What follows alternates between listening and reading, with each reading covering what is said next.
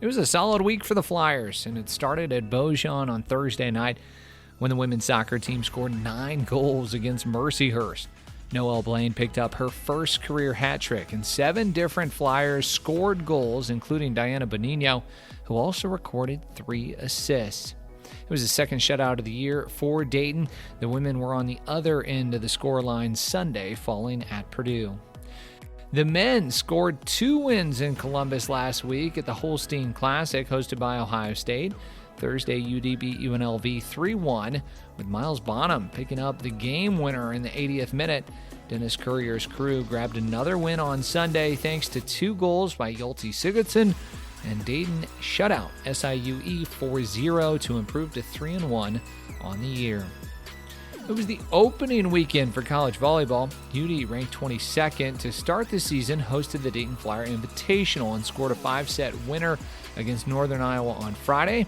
They won in straight sets Saturday against Florida International, and a record crowd turned out on Saturday night for their matchup against Ohio State. Unfortunately, the game was called no contest because of condensation on the floor. Brooke Smith and Liana Sarkisian were named to the all-tournament team. Flyers football opened their season with a W at home, beating St. Francis 18-10. Gavin Lockow caught a touchdown in the first half and threw a touchdown in the second half. On defense, Gideon Lampron recorded 11 tackles, forced 2 fumbles, and was named PFL Defensive Co-Player of the Week.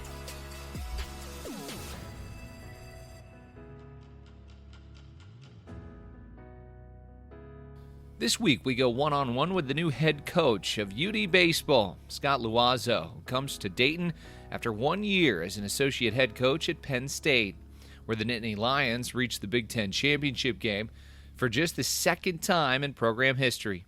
Before his stop in Happy Valley, he served as the head coach at NCAA Division II Southern New Hampshire for 14 seasons. Loiseau highlights the staff he's hired to lead the Flyboys.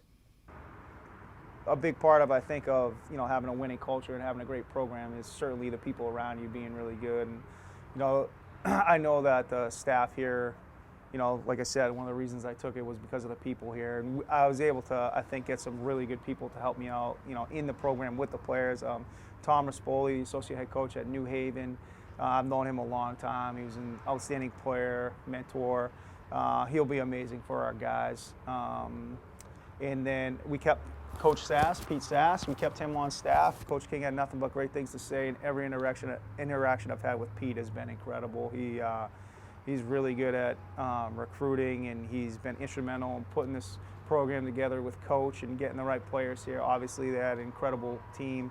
And then I hired up for the pitching coach, one of the guys that actually played for me for a couple years, Joshua Burge, who just graduated from Georgia. He's had an outstanding career, and he's a high-octane guy, ton of energy, super passionate about baseball, and probably the most competitive player I've ever coached. And that's something to say because I've had some pretty good players. Well, your resume is really impressive, and you look at your time at Southern New Hampshire and 480 wins, multiple trips to the College World Series in D2. He was a part of some of those teams, and it's wild because we were chatting.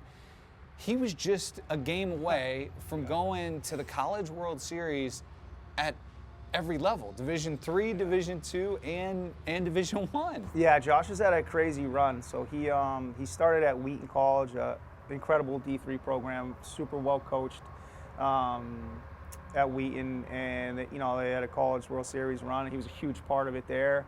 And when he graduated, he came over to Southern New Hampshire, and we had him for 2 years. And he was a huge part of our program, pitching, leadership, and started for us and pitched out of the pen and had 2 years. And he had 2 trips to the College World Series with us. So I think it was 3 in a row, or 3 out of 4 or whatever.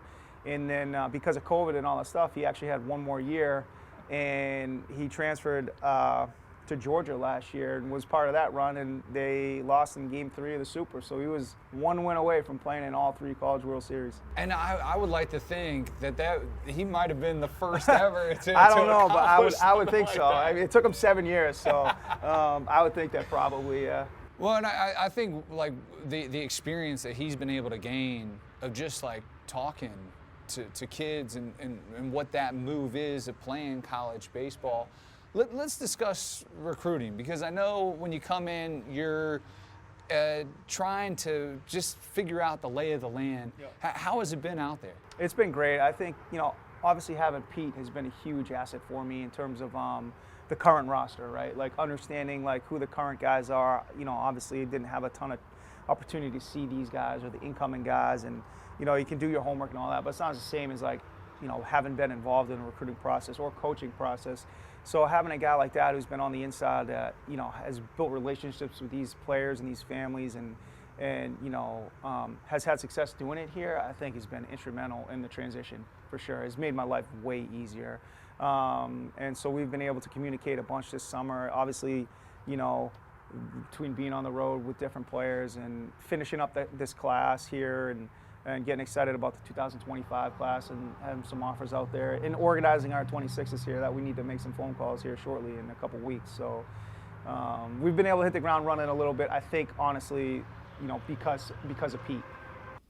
This entire interview will be released Thursday, September the 5th at DaytonFlyers.com and on our YouTube channel, where you can follow us at Dayton Flyers.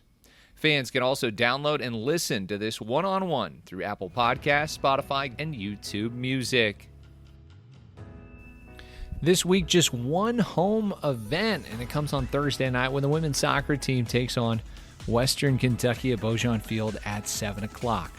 The Flyers then hit the road on Sunday to take on the Louisville Cardinals. Volleyball moves across town for 3 games at Wright State, starting with the Raiders Friday night at 6, Bowling Green Saturday at 3, and UMBC on Sunday with the first serve at 3 o'clock. For more information, anything Dayton Flyers, visit us online, DaytonFlyers.com. Also follow us on social media at Dayton Flyers.